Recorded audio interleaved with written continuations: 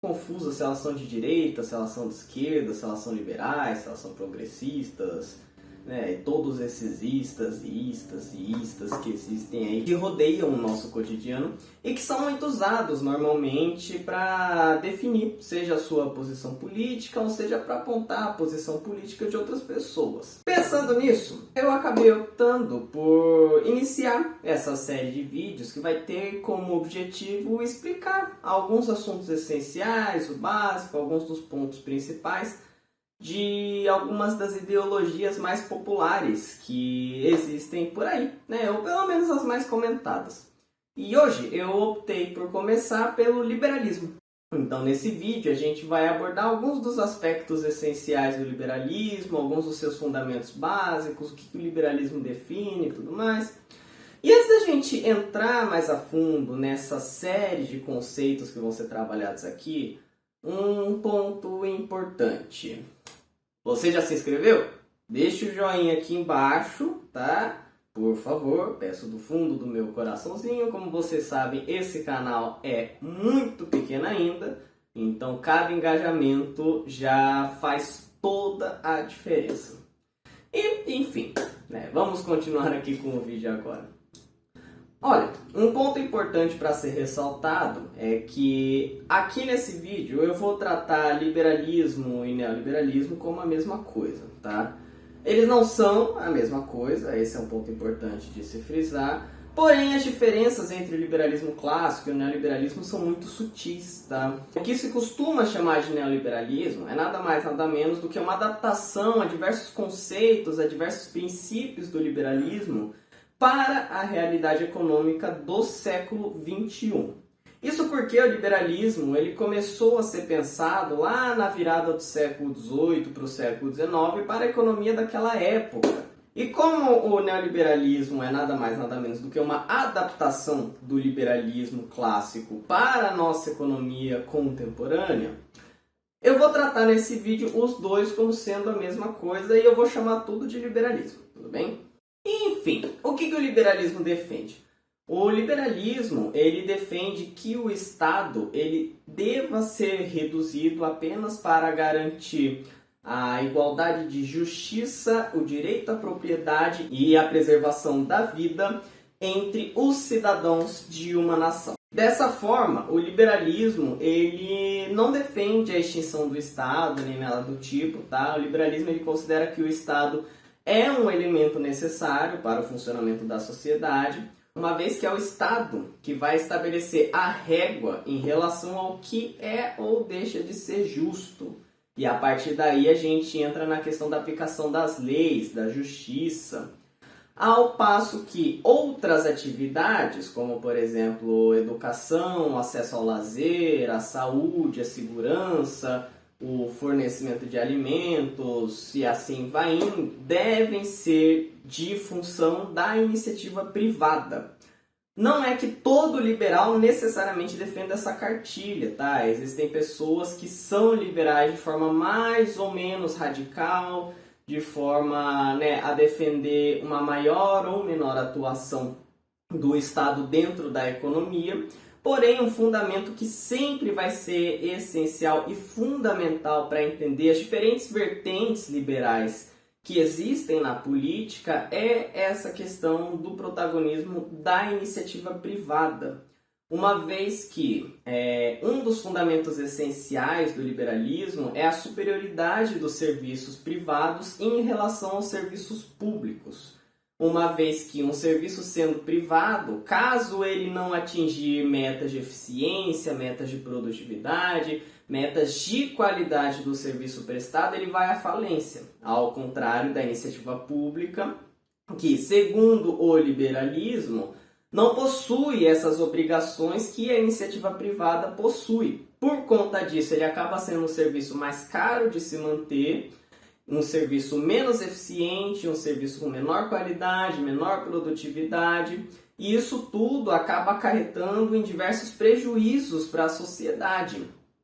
E outro ponto muito importante em relação a esses serviços públicos na perspectiva liberal é que, como o governo essencialmente não é capaz de produzir nada na visão do liberalismo, o financiamento desses serviços públicos devem vir por meio dos impostos. Ou seja, para manter um serviço de menor eficiência, de menor qualidade, é necessário retirar uma parte do lucro desses serviços de maior qualidade que estão sendo prestados.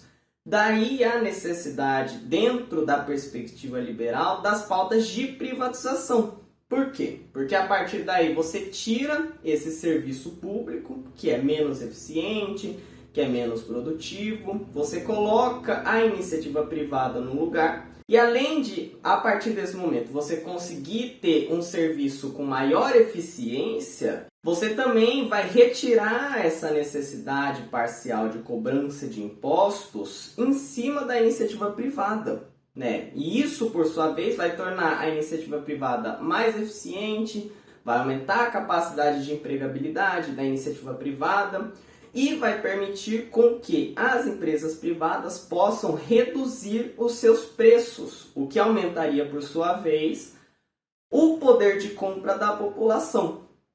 Dessa forma, em relação a esses debates que existem de combate à pobreza e tudo mais, o liberalismo ele sempre costuma apontar essa necessidade de enxugamento da máquina pública, né? Essa redução das atividades do governo dentro da sociedade, justamente para dar maior capacidade de redução de impostos por parte do Estado e por meio dessa redução de impostos você conseguir aumentar os benefícios que uma empresa privada presta à sociedade por meio dos seus serviços.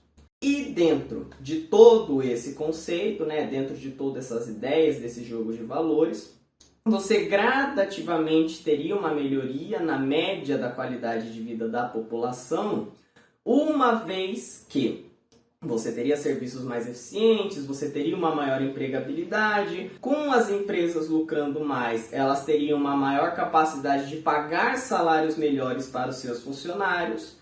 E uma vez que as empresas conseguem contratar mais por ter menos impostos, você acaba tendo até uma disputa entre as empresas privadas pelos funcionários, porque o desemprego vai estar menor.